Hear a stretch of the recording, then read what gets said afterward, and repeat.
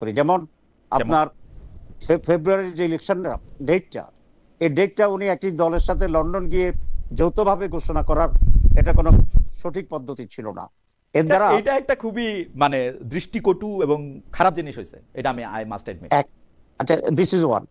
Second হচ্ছে দেখেন 5th অগাস্টে আমরা একটা ন্যাশনাল সেলিব্রেশন ছিল আমাদের, যেদিন স্বৈরাচার পালিয়ে গেছে সেদিন। কিন্তু সেদিনেই মাত্র কয়েক ঘন্টা পরে রাতের বেলায় উনি টেলিভিশন ভাষণ দিয়া সেখানে নির্বাচনের মাস ডেট ঘোষণা করলেন। এখানে তো মানুষের মধ্যে একটা কনফিউশন তৈরি হচ্ছে যে একই দিনে দুটা জাতীয় প্রোগ্রামে ওই দিনে কেন করতে হলো। তাহলে মনে হলো যে এখানে কোনো একটা প্রেশার আছে, কোনো কম্পালশন আছে, কোনো ইন্ডিকেশন আছে, কিন্তু he did not disclose it and he did not make it very clear. আমি চেষ্টা করছিলাম এটা শুনতে। আমি এইটা বলবো না যে আমি ডক্টর ইউনূসের মুখে শুনছি, কিন্তু আমি যেটা শুনছি সেটা আমি আপনাকে বলি। সেইটা হচ্ছে ডক্টর মোহাম্মদ ইউনূসের কাছে তথ্য হচ্ছে জামায়াতে ইসলামী বলছে রমজানের আগে ইলেকশন করো, কারণ রমজানের সময় ইলেকশন করলে আমাদের নানা রকম, তো রমজান আগে ইলেকশন মানে এক্স্যাক্টলি ফেব্রুয়ারির ফার্স্ট উইক, যেটা এখন উনি বলতেছেন, এইটা আপনারা সবার আগে বলছেন। তাহলে আপনারা এটা বলতেছেন, বিএনপি বলতেছে এটা ডিসেম্বরে ইলেকশন করো। ডক্টর মোহাম্মদ ইউনূস জামায়াতের কাছে ওই ক্রেডিট প্রত্যাশা করেন যে জামায়াতের ডেটেই যে উনি ইলেকশন করাইতে তারেক সাহেবকে রাজি করাতে পারলেন। উনি মনে করেন আপনারা তাকে হাততালি দিবেন, শুভেচ্ছা দিবেন এবং প্রশংসা করবেন। এটা উনি অবশ্যই প্রশংসা পেতেন যদি সকল পলিটিক্যাল স্টেকদের সাথে আলাপ আলোচনা করে এই ডেটেই সকলের কনফিডেন্স রেখেই উনি এটা ঘোষণা করতেন। আমি আপনাকে ছোট একটা উদাহরণ দিই। এয়ারপোর্টে যদি লেখা থাকে ফ্রি এয়ার সার্ভিস, এর অর্থ যে আপনাকে বিনা পয়সায় আমেরিকায় বিমান ছড়াবে, আপনি যদি আমেরিকা যাবেন না, সেই জন্য বললাম।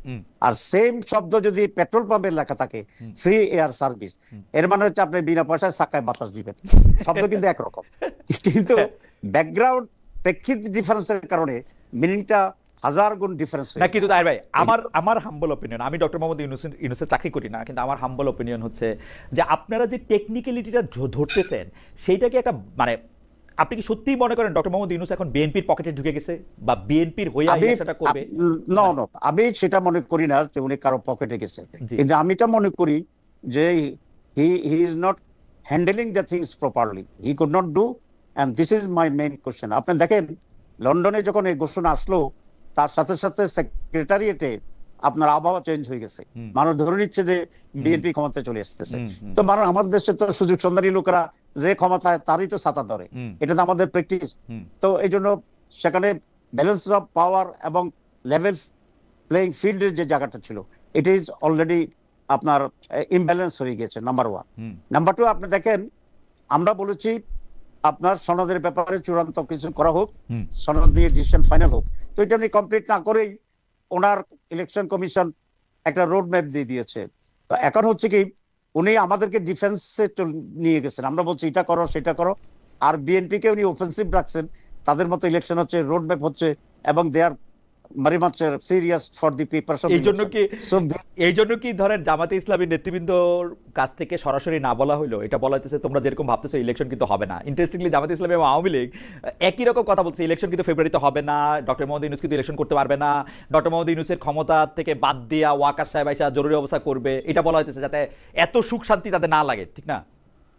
আচ্ছা, এই ব্যাপারে বোধহয় আমরা miss interpreted or miss understood, কারণ জামাত কখনো এটা বলে নাই যে ফেব্রুয়ারিতে ইলেকশন হবে না, বরং জামাতে স্ট্রেস করছে ফেব্রুয়ারিতে যাতে ইলেকশনটা হয়ে যায়।